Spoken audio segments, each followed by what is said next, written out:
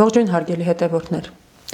Առջևում հունիսի 7-ին մեզ սպասվում են շատ կարևոր, ես չեմ վախենա այդ բառից, ճակատագրական ընտրություններ։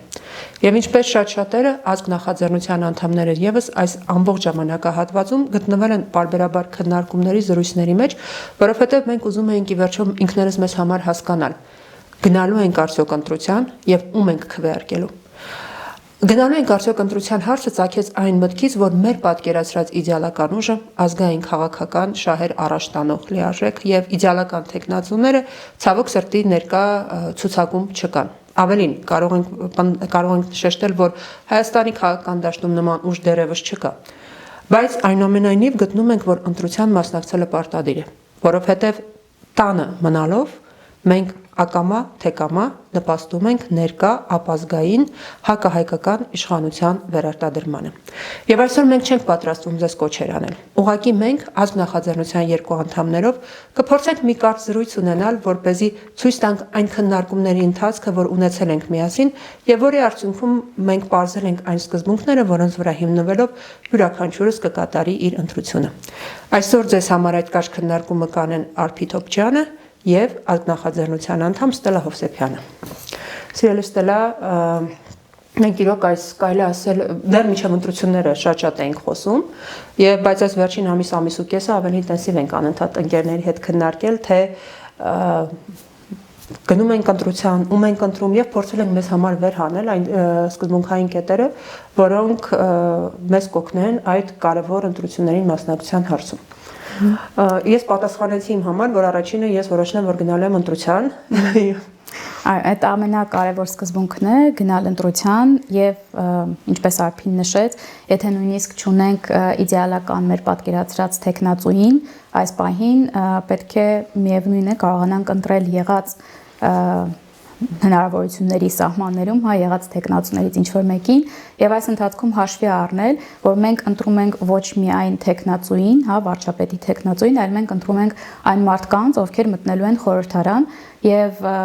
ընտրությունը կատարելիս պետք է ուշադրություն դարձնել ոչ միայն այս խմբակցությունների առաջին դեմքերին, այլև նրանց անդամներին, որովհետև նույնիսկ մի քանի որակյալ եւ գրագետ մարդկանց մուտքը ազգային ժողով կարող է փոխել մեծամեծ իրավիճակը եւ ավելի որակյալ ազգային ժողով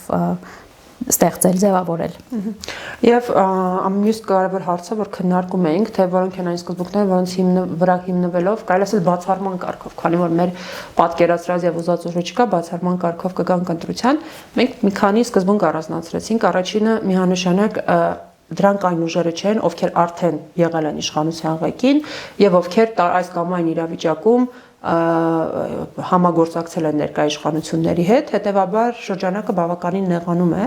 եւ խոսքը գնում է արդեն ավելի փոքր ուժերի մասին։ Այդ ուժերից, մնացյալ ուժերից եւս կողմնորոշմանը կարող է օգնել այն հանգամանքը, թե արդյոք այդ ուժերը կարողանում են ուղիղ գնահատականներ տալ ներկայիս նաեւ կառավարության գործողություններին, որքանով են հստակ իրենց բնորոշումներում, բնութագրումներում եւ գնահատականներում, եթե մարդիկ լղոզված կարծիքներ են արտահայտում եւ հստակ դիրքորոշում չունեն կամ չեն արտահայտում այսօր կատարվողի վերաբերյալ, դա եւս մեկ ցուցանիշ է, որով մենք առաջնորդվում ենք եւ կարելի ասել մաղում ենք այն մարդկանց, ում կարող ենք ընտրել։ Մյուս կարևոր սկզբունքը դա մարդկանց խոսույթի բովանդակությունն է, արդյոք մարդիկ կոպտեսած ժողովրդին վախեցնում են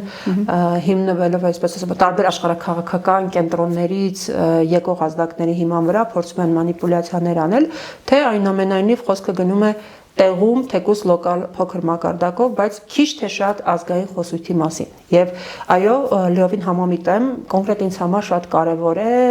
եթե շատ չծավալվեմ, թե յուրաքանչյուր ներկայացրած ուժի առաջին տասնյակում ովքեր կան, համեմատաբար անցողիկ տեղերում, որտեղ պարզ է, որ փոքր ուժերը խորհրդարան անցնելու հավանականությունն է եւ ավելի ցածր եւ ստացած մանդատների քանակը։ Եվ այս տեսակետից բնականաբար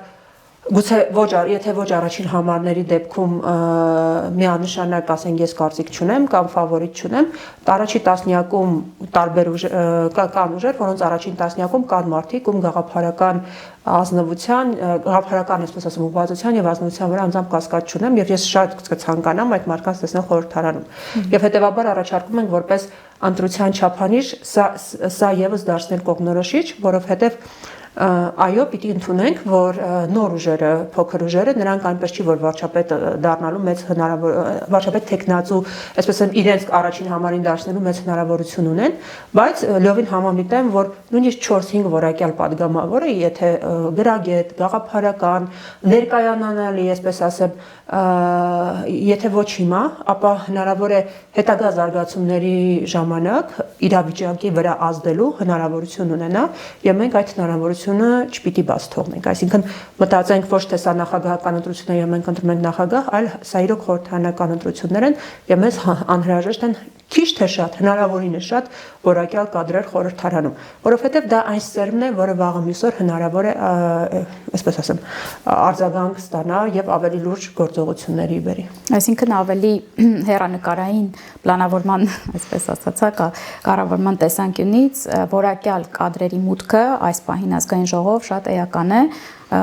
հնարավոր է որոշակի ժամանակ շահել մինչև ռեալ մեր պատկերացրած ազգային ուժի ձևավորումը։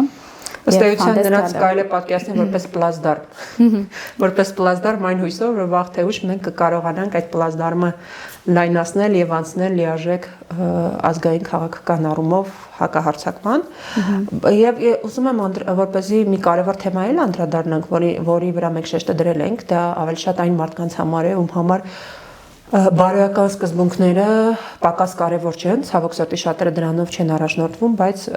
բարոյական սկզբունքները պակաս կարևոր չեն։ Մի կարևոր հանգամանք շեշտենք այս ընտրարշավի հետ կապված, ի տարբերություն 21 թվականի, երբ ԿՊ-ն հանդես էր գալիս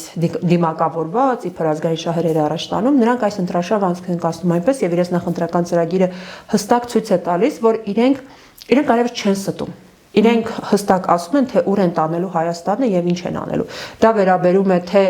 շակերտավոր ադրբեջանցիների հետ խաղաղությանը, դա վերաբերում է թե հայ առաքելական եկեղեցու դեմ ուղղված հարձակումներին, նրանց նախընտրական ծրագրում նման կետ կա, որը նաեւ հակասահմանադրական է։ Դա վերաբերում է նաեւ սահմանադրության փոփոխություններին, Թշնամու պահանջով, Ալիևի պահանջով, որոնք քողարկվում են ինքնիշխանության անվտանգ եւ դրանով պակաս վնաս չեն հասցնում։ Եվ ամենակարևորը, եթե մենք գուցե շատերը դա անցալեն որպես քաղաքական հարցեր,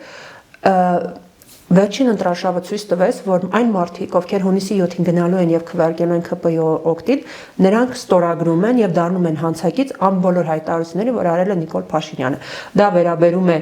թե արցախցիների հանդեպ գեներացվող ատելությանը, երբ մեր հայրենակիցներին, ովքեր բազմաթիվ զրկանքներ են կրել, ովքեր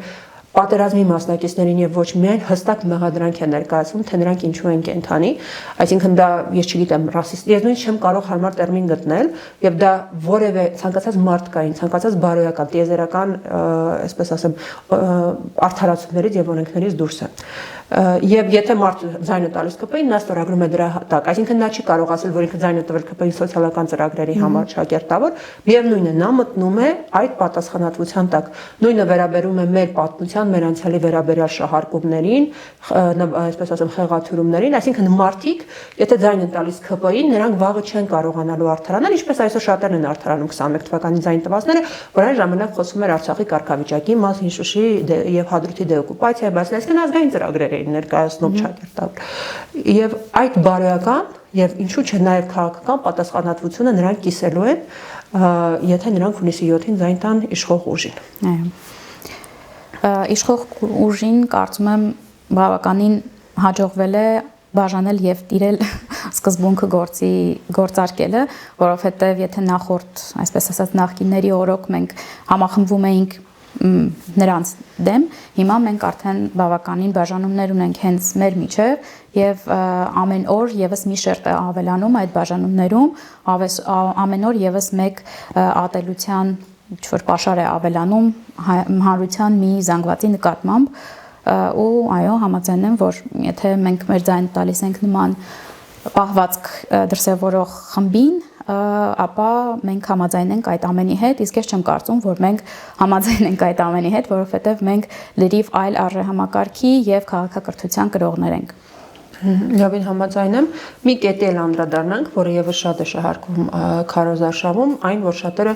դիրքավորում են ներկայ իշխանություններին որպես հակառուսական, որպես արևմտամետ ճակերտավոր, եւ մենք տեսանք այն ամբողջ շոուն եւ այն ամբողջ մանիպուլյացիաները, որոնք տարբեր դաշտերում տեղի են ունենում, ըստ էության հիբրիդային պատերազմի դասական օրինակ են հայ ժողովրդի դեմ, եւ փորձում են տարբեր ալիքներով ազդեցություն գործել մեր կամքի, մեր մտածողության վրա, շատերին ովքեր քիչ թե շատ մտածում են այդ նպատակից, այսպես ասեմ, նման մոտեցումներից ելնելով ձայն տալ իշխող ուժին, որպես ճակերտավոր արևմտամետ ուժ, մենք առաջարկում ենք ուղղակի մի փոքր սթափություն դրսևորել եւ բացել վիճակագրական տվյալներ ուսումնասիրել, թե արդյոք դեպի, այսպես ասեմ, արևմուտք են գնում ճակերտավոր, չնայած արևմուտքում էլ բազմաթիվ հարցեր կան, ինչպես ցույց են տալիս վերջին ամիսների իրադարձությունները իրենց երկակի ստանդարտներով, թե իրականում գտնվում ենք տոտալ կախվածության մեջ եւ այն մարդիկ, ովքեր մեզ սարսափեցնում են եւ վախեցնում են գուբերնիայի հեռանկարով, գուցե նայն այդ թվերին եւ իրենց հարց տան, թե իրականում ինչպես է ստացվում, որ արևմտամետ Փաշինյանի ղեկավարությամբ Հայաստանը շատ ավելի մեծ կախվածության մեջ է հայտնվել Ռուսաստանից, քան պրոռուսական, իրապես պրոռուսական կամ Ռուսաստանի հետ մերձեցման կողմնակից այլ նախկինում իշխանություն եղածների մոտ։ Մենք հասկանում ենք աշխարհակահաղական իրավիճակներն էլ է տարբեր եղել, բայց իրականությունը դա է։ Հետևաբար կոչը այն է, որ ընդհանրապես այս մի օրինակով որ մի թույլ տվեք, որ խոսույթով ձեզ մանիպուլացնեն։ Այն ամեն ինչ որ ասվում, այն ամեն ինչ որ դաշտ է լետվում, փորձեք ընդհանրապես մի փոքր ինտերնետում համացանցում երկու հարց գրել, պետք չի շատ փորձ գրել։ Իրականում այնքան պրիմիտիվ մանիպուլյացիաներ են, որ պետք չի շատ գրել։ Եթե մարդ իրապես ցանկանում է քիչ թե շատ օբյեկտիվ տեղեկատվություն ստանալ, որտեղ օբյեկտիվ տեղեկատվության հարցերն էլ է սահմանափակ, այսպես ասեմ, այո, նա կարող է ամենայն դեպս այդ եղած բերք տվյալները գտնել եւ իր համար որոշակի եզրահանգումներ անել։ Համաձայն եմ, վերջին շրջանում էլ բավականին շատ էին հատկապես ուսումնասիրությունները, հետազոտությունները եւ ապացույցները հենց նույնի վերաբերյալ, որ մեր կախվածությունը Ռուսաստանից այս ընթացքում չի փոխվել կամ ընդհակառակը ավելացել է եւ եւս մեկ անգամ շատ կարեւոր է փաստերի ստուգումը եւ ամեն ինչին ինչ որ մեզ ասվում է հատկապես իշխանական թևի կողմից չհավատալ, բարձ ջրի տեղ չընդունել եւ անել սեփական վերլուծությունները, սեփական հետեւությունները եւ նորից գնալ ընտրությունների։ Եվ մեր ցանկալի, այսպես ասեմ, ցանկալին չընդունել իրականության տեղ, որտեղ մեր աշխարհայացքը, մեր մտածողության վրա զգալի ազդեցություն ունի։ Ամենակարևորը, որ բնականաբար կոչ չենք անելու, միայն մի կոչ կարող ենք անել, չընտրել, այսպես ասեմ, չընտրել ներկա ուժին իր դրսևորած հակահայկական քաղաքականությունը եւ այն բոլոր, այսպես ասեմ, քայլերը, որոնք նրանք արդեն անոնս են այլ որ անելու են, դա մեզ լիարժեք հնարավորություն է տալիս, որովհետեւ ազգային ինքնության դեմ պայքարը նվաստի, պարտվածի այդ հոգեբանությունը, որ մեր մեջ սերմացվում է, այն բարոյական անկում անդունդը, որին մենք հասել ենք եւ որը ամեն օր ավելի է խորանում, միանշանակ այդ իրավունքը, նույնիսկ եթե հարցը դնենք քաղաքական ասպարեզից դուրս, այդ իրավունքը մեզ լավին տալիս է նման կոչ անելու։ Մյուս բոլոր դեպքերում իհարկե մենք նաև համարում ենք, որ ներկայ իշխանությունները իրենք դատարկ տեղոթից չեն եկել եւ նրանք բնական հետևանքն են այն բոլոր նախորդ 3 իշխանությունների, ովքեր իշխել են Հայաստանում եւ նրանք են ստեղծել, այսպես ասեմ, այն նպաստավոր իրավիճակը, այո, միջավայրը, որում հնարավոր եղավ նման իշխանության ծնունդը եւ վերարտադրությունը եւ ըստ էության նրանք բալանսավորում են միմյանց եւ այս բոլոր տարիների ընթացքում մենք տեսել ենք, որ այդ խմբակները նախընտրում են անձնական շահը, անձնական դիզված կապիտալի պաշտպանությունը ազգային պետական շահերին եւ այդ տեսակետից միանշանակ մենք եւս գաղափարական տեսակետից էլ խնդրում ենք մտածել եւ նման մարդկային ձայն չտալ, որովհետեւ այնպես չի որ Հայաստանում ամեն ինչ լավ էր մինչեւ 2018 թվականը եւ 2018 թվականի օդից եղավ։ Կիսաճշմարտություններն ավելի վտանգավոր են։ Հայաստանի խնդիրները վաղուց կան, բայց ըստ էության 90-ականներից սկսած հետևողական, ապազգային, հակապետական, ապապետական, ինչպես կուզեք, քաղաքականության արդյունք են եւ նրանցից յուրաքանչյուրը ունի իր պատասխանատվության բաժին եւ ամենակարևորը նրանցից յուրաքանչյուրը մեղա չի եկել, չեն մեղանչել եւ հայ ազգի ներողություն չեն խնդրել, հետեւաբար ներման իրավունք չեն ստացել եւ այդ տեսակետից եւս այդ ուժերին առաջարկում ենք, կոչ ենք անում, որ այդ ուժերին այո ձայն չտակ, մնացած դեպքերում արդեն մի տրվեք մանիպուլյացիաներին, մի վախեցեք, տեր կանգնեք ձեր ձայնին, մի թերագնահատեք այդ ձայնի նշանակությունը, որովհետև եթե իրոք մեր ձայնը ոչինչ չարժենար, այս բոլոր մարդիկ փողոցներում այդպես քարոզարշավ չէին անի եւ շատ էժանագին եւ այլանդակ բայց շոուներ չէին կազմակերպի։ Եթե ձեզ համոզում են, որ ձեր ձայնը ոչինչ չարժի, եթե ձեզ համոզում են, որ դուք թույլ եք, դուք ոչինչ չեք որոշում, մտածեք, եթե իրոք այդպես է, այդ դեպքում ինչու են ինձ դրանում համոզում։ Որտեւ եթե մենք իրոք որևէ արժեք չունենար ոչինչ չորոշեինք, որևէ մեկը կարիք չէր ունենա մեզ որևէ բանում համոզելու։ Եվ ամենակարևորը ընտրության գնալուց առաջ մտածեք այն երեխաների մասին, ովքեր պիտի ապրեն Հայաստանում, եւ մտածեք, թե ինչպիսի ապագա ենք մենք ուզում նրանց համար։ Մի տրվեք մանիպուլյացիաներին, մենք իսկապես ինչ ենք ուզում։ Որովհետեւ այո, ներկան կարևոր է, բայց ամենամեծ պատասխանատվությունը մենք ունենք մեր անցյալ սերունդների առաջ, բայց ամենամեծ պատասխանատվություն ունենք ապագայի։ Ինչ ենք մենք, ինչ աշխարհ ենք նրանց թողնելու, որովհետև կարծում եմ շատերը համոզվել եք արդեն, որ փախչելու տեղ չկա։ Մեր շուրջը եռում է աշխարհի բոլոր ծայրերում եւ հետեւաբար այն հույսը, որ կարելի է հեռանալ Հայաստանից եւ քիչ թե շատ նորմալ ապագա ապահովել, այդ հույսն էլ այլևս չկա։ Հետեւաբար ամորպես ամփոփում, այո, մտածեք այն ամենի մասին, ինչ որ ձեզ ասացինք, հունիսի 7-ին մասնակցեք ընտրություններին, ձայն մի տվեք իշխող ուժին, ձայն մի տվեք տարբեր աշխարհակաղակական, այսպես ասեմ, կենտրոնների հետ այո բևեռները սպասարկող ուժին եւ փորձեք կողմնորոշվել եղած աղքատիկ, բայց ընտրության մեջ, որովհետեւ այդ ուժերի ցուցակներում կան մարդիկ, ովքեր արժի որ լինեն խորհրդարանում։ Համենայն դեպս փորձեք գոնե այդ տարբերակով ընտրություն անել։ Շատ լավ, ես էլ միանում եմ Արփիի խոսքերին, մենք ունենք այն ինչ ունենք եւ եղածի շրջանակներում պետք է կարողանանք կատարել ճիշտ որոշում, հուսով ենք մեր այսօրվա